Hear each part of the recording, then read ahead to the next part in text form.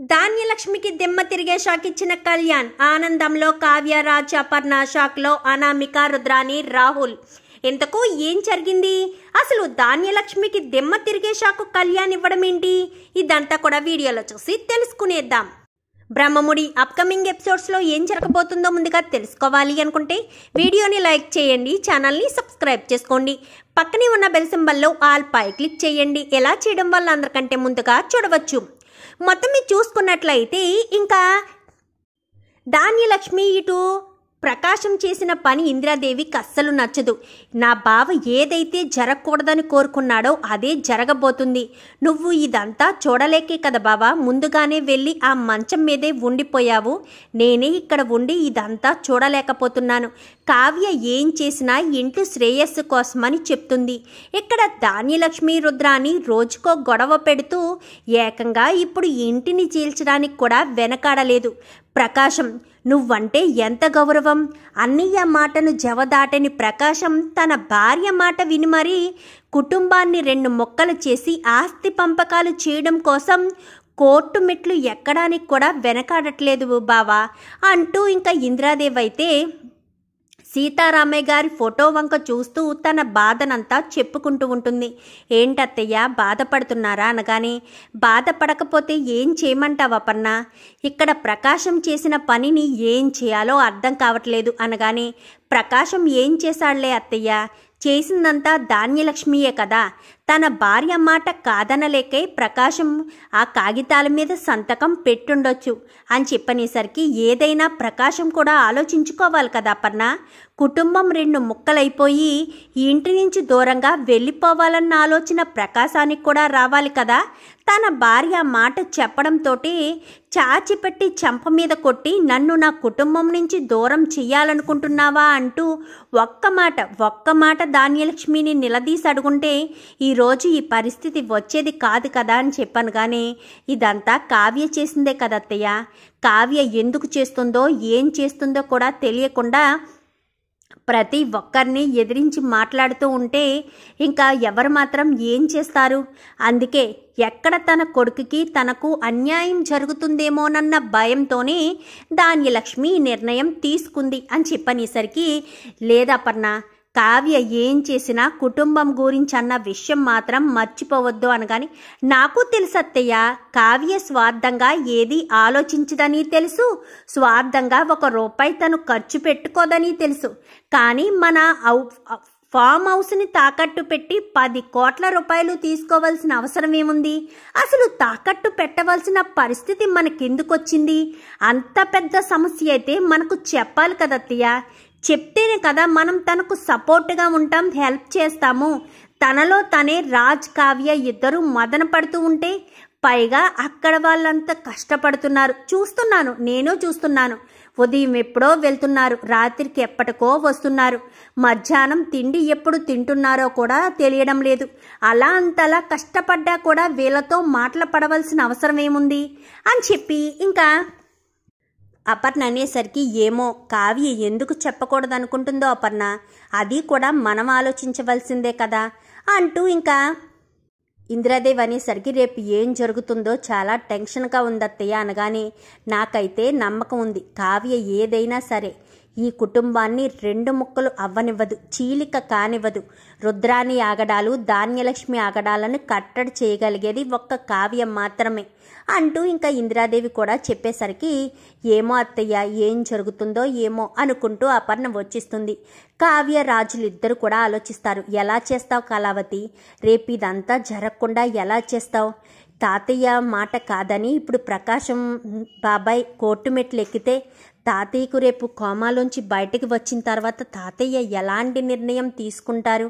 ఇలా ఎందుకు చేశావు అని మనల్ని నిలదీస్తే నీకే కుటుంబ బాధ్యత అప్పగించాను కదా కావ్య, నువ్వేంటి ఇలా చేశావు అంటే ఏం చెయ్యాలి? ఏం చేస్తావు? అదే ఆలోచిస్తున్నానండి, ఏం చేయాలా, ఎలా చేయాలా అని అనగానే, ఏం చేస్తావో నాకు తెలియదు. బాబాయ్ మాత్రం ఇంటి నుంచి వెళ్ళకూడదు, ఈ ఇల్లు 2 ముక్కలు కాకూడదు, ఈ ఆస్తి కోర్టు వరకు వెళ్ళకూడదు అంటూ ఇంకా, మీరు దీని గురించి టెన్షన్ పడకండి, ఏది జరగదు. తాతయ్య గారికి నేను మాట ఇచ్చినట్టే కుటుంబం అంతా కలిసే ఉంటుంది. నా ప్రాణం ఉన్నంతసేపు కుటుంబాన్ని చీలిక కానివ్వను అంటూ కావ్య బయటికి వెళ్ళిపోతుంది. ఈ కళావతి నెత్తినన్నీ పెట్టుకుంది. పాపం కళావతికి నేను తప్ప ఎవరూ సపోర్ట్ చేయడం లేదు. తను ఎంత కష్టాన్ని ఎలా అనుభవిస్తుందా అని అందరూ అనుకుంటున్నారే తప్ప అసలు విషయం ఎవరికీ చెప్పనివ్వడం లేదు. చెప్తే వాళ్ళు తట్టుకోలేరని కళావతి అనుకుంటుంది. నిజంగా ఇదంతా వాళ్ళకి తెలిస్తే నిజంగా తట్టుకోగలరా అంటూ రాజ్ ఆలోచిస్తూ ఉంటాడు. ఇంకా కళ్యాణ్ జ్ఞాపకం వస్తాడు. వెంటనే కళ్యాణ్కి ఫోన్ చేసి జరిగిన విషయం అంతా కూడా చెప్తుంది కావ్య. ఎంత జరుగుతుందా వదినా అనగానే, అవును, మీ అమ్మగారు ఆస్తిలో వాటా కావాలంటూ కోర్టుకి వెళ్ళబోతున్నారు. కోర్టు నోటీస్ కూడా ఇంటికి పంపించారనగాని అలా ఎప్పటికీ జరగనివ్వను వదినా, నేను రేపు వస్తాను, ఖచ్చితంగా అది జరగనివ్వను అనగాని, సరే కవిగారు, మీరు వస్తారనే నమ్మకంతోనే నేను ఉంటాను అని చెప్పి కావ్య ఫోన్ పెట్టేస్తుంది. మరుసటి రోజు ఉదయాన్నే లాయర్ అయితే ఇంటికి వస్తాడు. ఇంటికి వచ్చిన తర్వాత మీరు కేసు వాదించడానికి వచ్చారా లాయర్ గారు అనగాని, అవునమ్మా అని చెప్పనేసరికి, అవును, నాకు చిన్న అనుమానం, తాతల ఆస్తి కొడుకులకు దక్కుతుందా లేక మనవళ్ళకి దక్కుతుందా అనగానే, మనవళ్ళకే దక్కుతుందమ్మా అని చెప్పనేసరికి, మరి మీరు కొడుకు కోడలు తరపున వాదించడానికి ఎలా వచ్చారండి? ఆ కేసు ఎలా నిలబడుతుందని కోర్టుకి కేసు వేశారు, మాకు నోటీసులు పంపించారు అంటూ కావ్య అడిగేసరికి, ఏంటి కళావతి, లాయర్ గారిని కన్ఫ్యూజ్ చేస్తున్నావా? నా భర్త నేను కోర్టుకి నోటీసు పంపించిన కోర్టు కేసు వేసినా చెల్లదు అంటే కళ్యాణ్ చేత కేసు వేయిస్తాను, మాకు రావాల్సిన వాటా మేము తీసుకుంటాము అంటూ ఇంకా ధాన్యలక్ష్మి మాట్లాడేసరికి, అమ్మ అంటూ గట్టిగా పిలుస్తాడు కళ్యాణ్.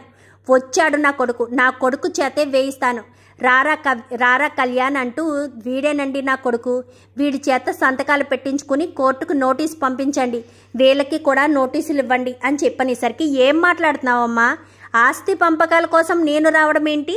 నేను తాతయ్య మీద కోర్టుకి కేసు వెయ్యాలా? ఆస్తి పంపకాలు కావాలి అని నేను చెప్పాలా?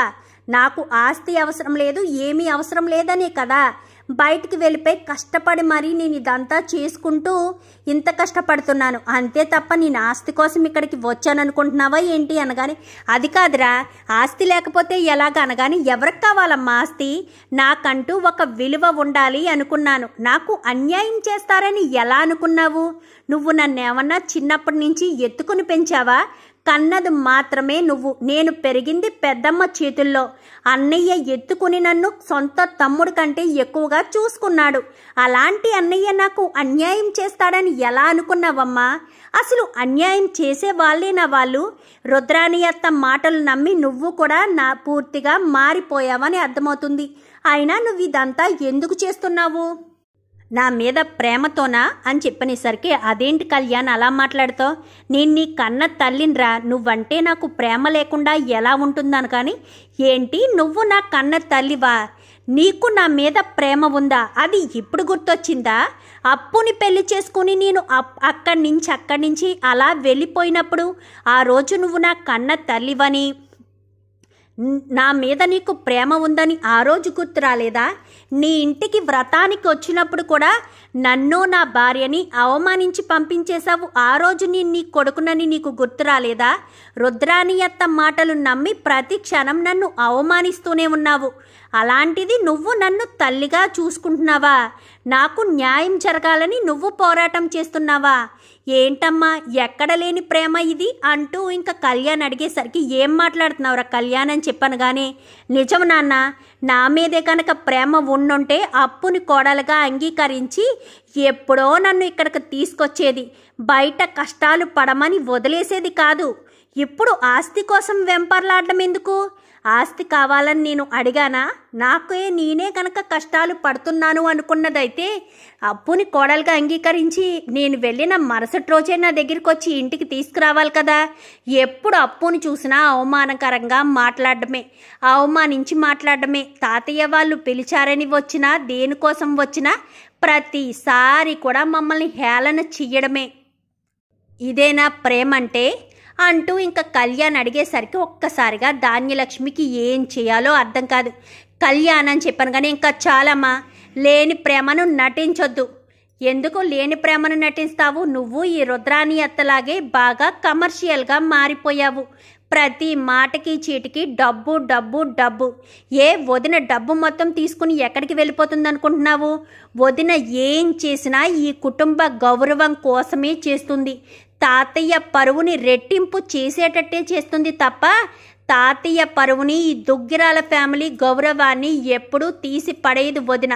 అది వదినంటే. అది నువ్వు అర్థం చేసుకోకుండా వదిన మీద కక్ష సాధించడానికి రుద్రాణి అత్త మాటలు నమ్మి కోర్టుకి వెళ్తావా? కోర్టుకి దుగ్గిరాలింటి పరువు ఏమైపోవాలి? అమ్మకి ఎలాగా బుద్ధి లేదు నాన్న. నువ్వైనా అమ్మకు చెప్పాలి కదా.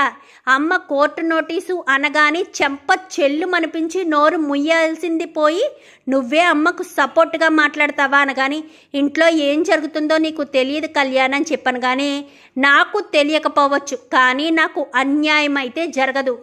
ఏం జరిగినా కళ్ళు మూసుకుని సైలెంట్గా ఉంటే ఎన్నీ జరుగుతాయి. అర్థమవుతుందా?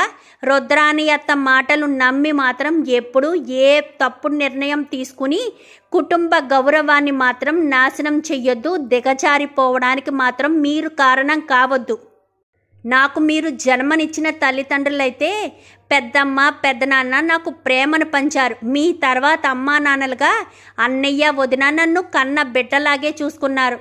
ఎవరూ నాకు అన్యాయం చెయ్యరు. అర్థమవుతుందా? అందరూ నన్ను కడుపులో పెట్టుకుని చూసుకుంటారు. అది మీరు నమ్మితే చాలు. ఇదే చివరిసారి చెప్తున్నాను. ఇంకొకసారి కోర్టు నోటీసులంటూ ఈ ఇంటి పరువుని, తాతయ్య గౌరవాన్ని మంట కలిపే పనులు మాత్రం చెయ్యొద్దు. నువ్వు ఎంత పోరాటం చేసి ఆస్తి తీసుకున్నా చిల్లి గవ్వ కూడా నేను ముట్టుకోను అంటూ కళ్యాణ్ వార్నింగ్ ఇచ్చేసరికి ఒక్కసారిగా ధాన్యలక్ష్మి షాక్ అయిపోతుంది. ఇదేంటిది?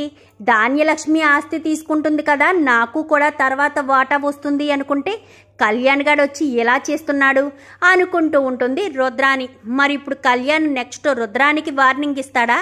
మరి అలా ఇస్తే ధాన్యలక్ష్మి కళ్యాణ్ చెప్పిన తర్వాత అయినా సైలెంట్ అవుతుందా? చూద్దాం. మరి రాబోయే ఎపిసోడ్స్లో ఇలాగే జరగాలని మీరు కూడా కోరుకుంటే వీడియో నచ్చితే లైక్ చేయండి, ఛానల్ని సబ్స్క్రైబ్ చేసుకోండి, పక్కనే ఉన్న బెల్ సింబల్లో ఆల్ పై క్లిక్ చేయండి. ఎలా చేయడం వల్ల అందరికంటే ముందుగా చూడవచ్చు.